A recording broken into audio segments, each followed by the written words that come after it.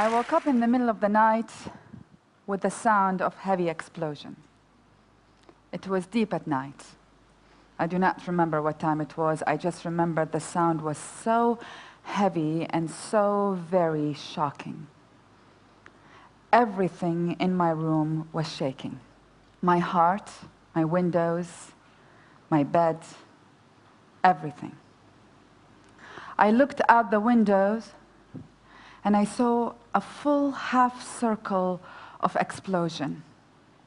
I thought it was just like the movies, but the movies did not convey them in the powerful image that I was seeing. Full of bright red and orange and gray and a full circle of explosion, and I kept on staring at it until it disappeared. I went back to my bed and I prayed, and I secretly thank God that that missile did not land on my family's home, that it did not kill my family that night. 30 years had passed and I still feel guilty about that prayer. For the next day, I learned that that missile landed on my brother's friend's home and killed him and his father, but did not kill his mother or his sister. His mother showed up the next week at my brother's classroom and begged 7-year-old kids to share with her any picture they may have of her son, for she had lost everything. This is not a story of a nameless survivor of war, a nameless refugees whose stereotypical images we see in our newspapers and our TV, with tattered clothes, dirty face, scared eyes. This is not a story of a nameless someone who lived in some war, who we do not know their hopes, their dreams, their accomplishments, their families, their beliefs, their values. This is my story. I was that girl. I am another image and vision of another survivor of war. I am that refugee. I am that girl. You see, I grew up in war-torn Iraq. And I believe that there are two sides of wars, and we've only seen one side of it. We only talk about one side of it. But there's another side that I have witnessed as someone who lived in it and someone who ended up working in it. I grew up with the colors of war, the red colors of fire and blood, the brown tones of earth as it explodes in our faces, and the piercing silver of an exploded missile so bright that nothing can protect your eyes from it. I grew up with the sounds of war, the staccato sounds of gunfire, the wrenching booms of explosions, ominous drones of jets flying overhead, and the wailing warning sounds of sirens. These are the sounds you would expect, but they are also the sounds of dissonant concerts of a flock of birds screeching in the night, the high-pitched, honest cries of children, and the thunderous, unbearable silence. War, a friend of mine said, is not about sound at all. It is actually about silence. The silence of humanity. I have since left Iraq and founded a group called Women for Women International that ends up working with women survivors of wars. And in my travels and in my work from Congo to Afghanistan, from Sudan to Rwanda, I have learned not only that the colors and the sounds of war are the same, but the fears of war is the same. You know, there is the fear of dying. And do not believe any movie character with the hero is not afraid. It is very scary to go through that feeling of I am about to die or I could die in this explosion. But there's also the fear of losing loved ones, and I think that's even worse. It's too painful, you don't want to think about. But I think the worst kind of fear is the fear, as Sumaya, a Bosnian woman, once told me, who survived the 4 years of besiege of Sarajevo. She said, the fear of losing the I in me. The fear of losing the I in me. That's what my mother in Iraq used to tell me. It's like dying from inside out. A Palestinian woman once told me, it is not about the fear of one death. She said, sometimes I feel I die 10 times in one day. As she was describing the marches of soldiers and the sounds of their bullets, she said, but it's not fair because there is only one life and there should only be one death. We have been only seeing one side of war. We have only been discussing and consumed with high-level preoccupations over troops levels, drawn-down timelines, surges and sting operations, when we should be examining the details of where the social fabric has been most torn, where the community has improvised and survived and show acts of resilience and amazing courage just to keep life going. We have been so consumed with seemingly objective discussions of politics, tactics, weapons, dollars, and casualties. This is the language of sterility. How casually we treat casualties in the context of this topic. This is where we conceive of rape and casualties as inevitabilities. 80% of refugees around the world are women and children. 90% of modern war casualties are civilians. 75% of them are women and children. How interesting. 500,000 women in Rwanda get raped in 100 days, or as we speak now, hundreds of thousands of Congolese women are getting raped and mutilated. How interesting. These just become numbers that we refer to.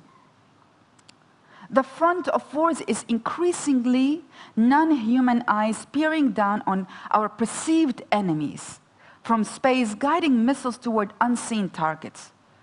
While the human conduct of orchestra of media relations in the event that this particular drone attacks hit a villager instead of an extremist. It is a chess game you learn to play in international relations school on your way out and up to national and international leadership. Checkmate. We are missing a completely other side of wars.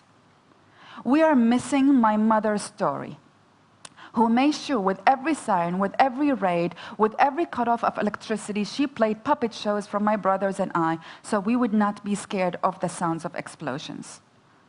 We are missing the story of Farida, a music teacher, a piano teacher in Sarajevo, who made sure that she kept the music school open every single day in the 4 years of besiege in Sarajevo, and walked to that school despite the snipers shooting at that school and at her, and kept the piano, the violin, the cello playing the whole duration of the war, with students wearing their gloves and hats and coats. That was her fight. That was her resistance. We are missing the story of Nuhaya, a Palestinian woman in Gaza, who the minute there was a ceasefire in the last year's war, she left out of home, collected all the flowers, and baked as much bread for every neighbor to have, in case there is no ceasefire the day after. We are missing the stories of Violet, who, despite surviving of a genocide in the church massacre, she kept on going on, burying bodies, building homes, cleaning the streets. We are missing stories of women who are literally keeping life going in the midst of wars. Do you know that people fall in love in war and go to school and go to factories and hospitals and get divorced and go dancing and go playing and live life going? And the ones who are keeping that life are women. There are two sides of war. There is a side that fights, and there is a side that keeps the schools and the factories and the hospitals open. There is a side that is focused on winning battles, and there is a side that is focused on winning life. There is a side that leads the frontline discussion, and there is a side that leads the backline discussion. There is a side that thinks that peace is the end of fighting, and there is a side that thinks that peace is the arrival of schools and jobs. There is a side that is led by men, and there is a side that is led by women. And in order for us to understand how do we actually build lasting peace, we must understand war and peace from both sides.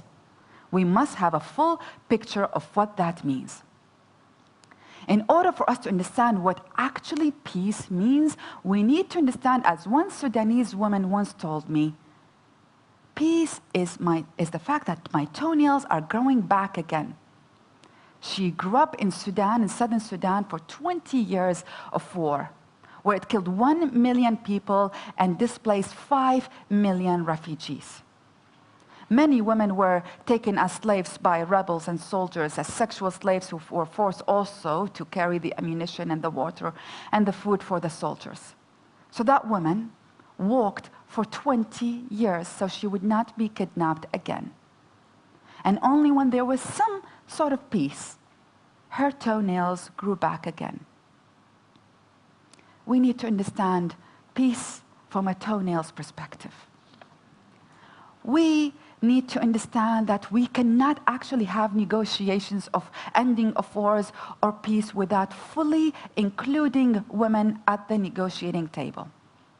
I find it amazing that the only group of people who are not fighting and not killing and not pillaging and not burning and not raping, and the group of people who are mostly, though not exclusively, are keeping life going in the midst of war, are not included in the negotiating table.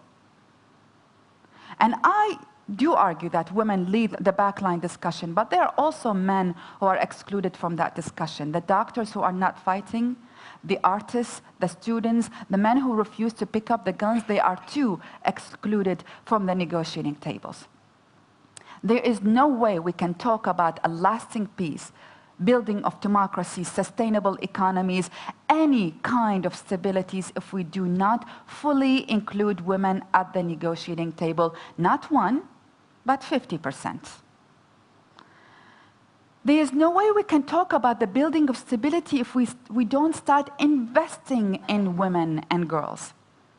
Did you know that the 1 year of the world's military spending equals 700 years of the UN budget and equals 2,928 years of UN budget allocated for women?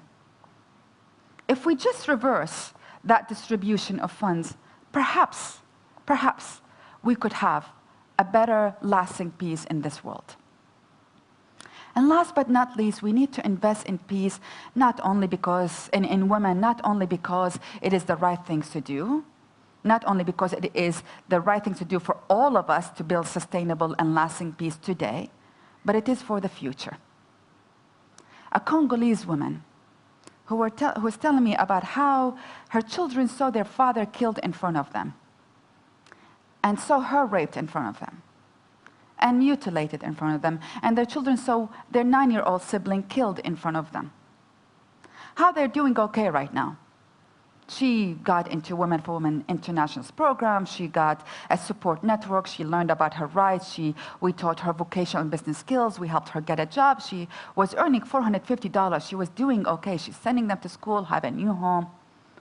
She said, but what I worry about the most is not any of that. I worry that my children have hate in their heart. And when they want to grow up, they want to fight again, the killers of their father and their brother. We need to invest in women because that's our only chance to ensure that there is no more war in the future. That mother has a better chance to heal her children than any peace agreement can do. Are there good news? Of course there are good news. There are lots of good news. To start with, these women that I told you about are dancing and singing every single day. And if they can, who are we not to dance? That girl that I told you about, and an upstanding Women for Women International group that impacted 1 million people, sent $80 million. And I started this from zero, nothing, nada, rien, wala ishi. They are women who are standing on their feet in spite of their circumstances, not because of it. Think of how the world can be a much better place if, for a change, we have a better equality. We have equality. We have a representation, and we understand war both from the front line and the back line discussion. Rumi, a 13th century Sufi poet, says, out beyond the worlds of right doings and wrongdoings, there is a field. I will meet you there. When the soul lies down in that grass, the world is too full to talk about. Ideas, language, even the phrase each other no longer makes any sense. I humbly add that out beyond the worlds of war and peace, there is a field. And there are many women and men are meeting there.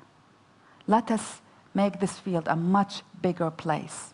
Let us all meet in that field. Thank you.